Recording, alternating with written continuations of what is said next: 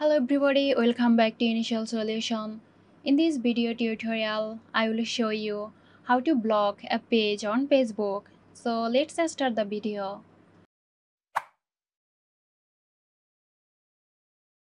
At first open your Facebook app.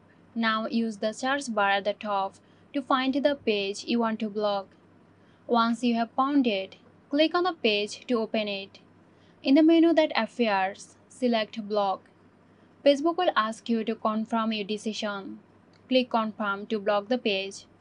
Once blocked, the page won't be able to interact with you and you won't see any of its posts. So that's it. I hope this video helped you out. If you have any questions or suggestions, feel free to leave a comment below. See you in the next video. This video is sponsored by Zerosoft. Zerosoft offers graphic design, UI UX design, digital marketing and web development. Elevate your brand with Zerosoft today. For more details, check the description box.